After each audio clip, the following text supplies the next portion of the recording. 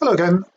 Okay, so I thought I'd explain some of the charting techniques that I use, just so that you have an idea when I'm posting my charts, what it is that I'm showing you, and how I apply some of the techniques that I've sort of developed over the last few years.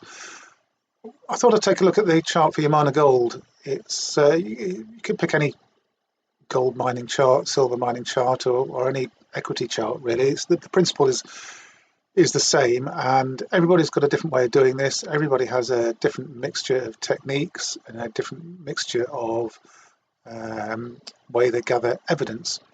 You have to take everything into account when you're looking at a particular stock. For Yamana, for example, if you really want to get right into the weeds, you'll be looking at the company, the management, the fundamentals, but all of that is reflected in the price charts. And so the simplest way of trading, and I know there are much more complex ways of trying to second guess what's going to happen next, but the simplest and most straightforward way of trading is to use support and resistance lines combined with other pieces of evidence and other pieces of the jigsaw puzzle. One piece of the jigsaw puzzle is knowing where we are in the commodities cycle and precious metal cycle. And as I've mentioned before, gold has an 8-year cycle. 2000, 2008, 2016, they were all 8-year cycle lows. So the next one, 2024, well, the last cycle was actually late 2015, just going into early 2016. So 2023 stroke the very early part of 2024. So I think we're going to see a major cyclical low developing during 2023 as price drops down into that low point. So that's one piece of the evidence jigsaw puzzle. That's the sort of the backdrop, if you like. Looking at individual charts of individual miners, you have to very much take them one at a time. The indices for the miners, like the HUI, GDX, GDXJ, SIL and SILJ for the silver miners, they can be charted as a whole, as an index. But within that index, the individual miners are breaking out and breaking down at slightly different points in time.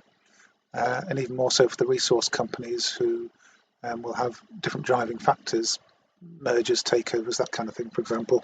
Speaking of which, Yamana had a very large jump in 2003, which wasn't driven by anything to do with the precious metal cycles, but it was to do with a merging of the company with another, and a change in management, which saw the price go up from a few cents to a couple of dollars or more, eventually going up to over $10. So a huge gain in terms of percentage, and thousands of percent gains over a period of a very short space of time. In real time, it's key to try and understand where you are at any point in time. And during the late 90s and into the early 2000s, we had a very clear and well-defined resistance line. As time went by, you could start drawing this resistance line here, and then you could be more confident about it here. And as we decline, and there's a breakout here. So in very simple terms, that's a point where you would look to get into a stock. But we went on to see a continued decline, with the resistance line acting as a support line for 2002, 2003, for at least a year, before price eventually did one final back test of the support line, as it was then, and took off to the upside, and then began to trade in a more typical manner. Since then, what we've seen is a series of patterns building out, and I show these patterns over and over again: bullish and bearish, rising and falling, triangles, wedges, pennants, and they all have associated with them different probabilities and likelihoods of them resolving to the upside or the downside. But the key thing is to try and get into the stock as a support line is tested and confirmed to hold, and then get out of this. If you're trading short term, you'll get out when it's sort of testing the upper line. But I tend to be sort of buy and hold for a number of years, so I'm quite happy knowing that the precious metals bull market is going to continue for years to come, that I've already established my position in the market, and I'm happy to hold through until the late 2020s, when I expect the market to peak.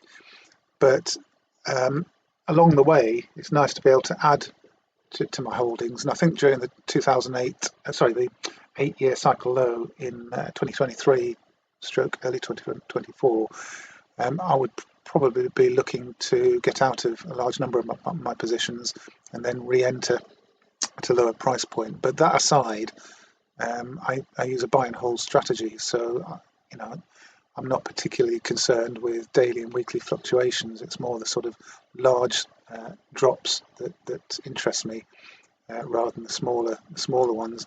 So with Yamana here, you can see that in the last sort of year or so, 18 months, we've been building an uptrending channel, which was broken to the downside in March, where price tested this secondary rising trend line in this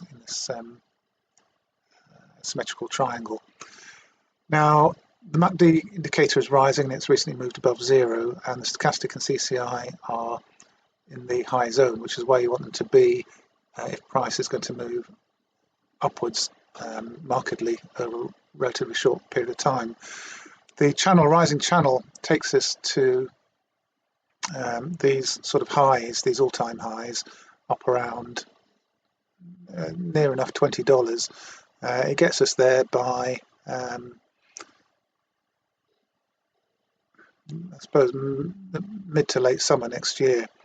Now, some of the mining charts indicate reaching significant sort of resistance points earlier than that during the early part of next year, and gold and silver as well. I'm sort of monitoring those charts, and they're sort of pointing towards a possible high sort of during the first quarter or the early part of the second quarter of next year. So I'll be very cautious as we move further through next year, particularly if we've had a significant move in gold and silver. So I'll be watching that more closely. But what you can see here is a descending wedge formation here that broke out in 2017 in the autumn or in the fall of 2017, depending on which part of the world you live in. And price tracked more or less sideways and continued to create this symmetrical triangle, falling out of this rising channel in March, but then re-establishing itself as we've gone on since then. Just eyeballing it at the moment, it looks as though we've got a bullish descending wedge pattern forming. And if I just zoom in to the 1 year time frame, this helps to add increased evidence as to the sort of more short-term direction that we can expect. So this makes it a lot clearer. In fact, in my mind anyway, you can see another bullish descending wedge here, which has just broken out, and the candle has sort of gapped above that line, which isn't uncommon when significant trend lines are broken to the upside. In a strong bull market, you get a sort of gap forming, not a particularly big gap, but there is one there.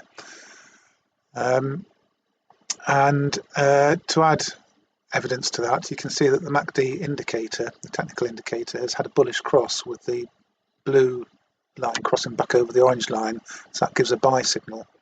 You can see another one here, whereas the converse sell signal comes in when the blue line crosses the orange line to the downside. The stochastic is rising rapidly and it's heading towards this high zone here, which is again where you want it to be if you're going to see a nice pop to the upside. And looking at the channel, it would make sense to me if we see a sort of fairly steady I'm not expecting price to suddenly move up in the space of a few days, but trending upwards towards the upper resistance line on the channel sometime perhaps during November as we head through into the early part of December, which would be above 11 Canadian dollars. And in tandem with that, you'd expect the CCI to stay in the high zone and the stochastic to fluctuate up and down in the high zone as well. So that's how you kind of build the evidence of whether this channel is going to break to the upside or the downside. Price can always reverse downwards, and we can see price dropping back out of this channel as it did in March. But the evidence from the technical indicators says otherwise, and this very recent price action also says otherwise. We may move up a little bit and come back down test the breakout and then continue upwards. But I'd be reasonably confident at the moment that the trend over time is going to be upwards, putting us in a profitable position. If you entered the trade as we broke out, putting us in a profitable position as we go forward through the coming weeks.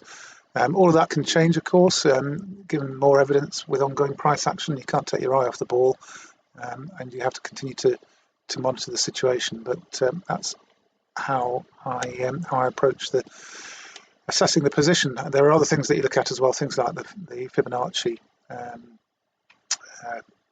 retracements and Fibonacci extensions, and they allow you to project where price may find support and resistance levels, which I've shown on some of my charts recently.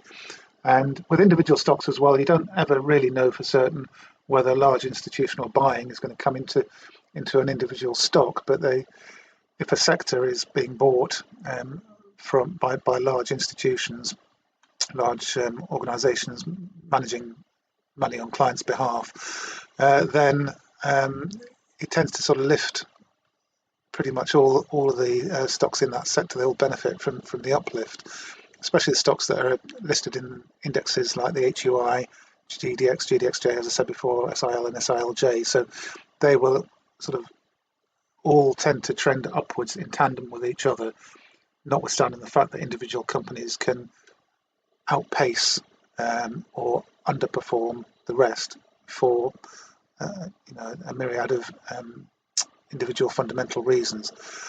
So there's a lot to think about and a lot to consider, and I'll be discussing that more in future videos, of course, but that just gives you a taster. Thanks for watching and thanks for listening.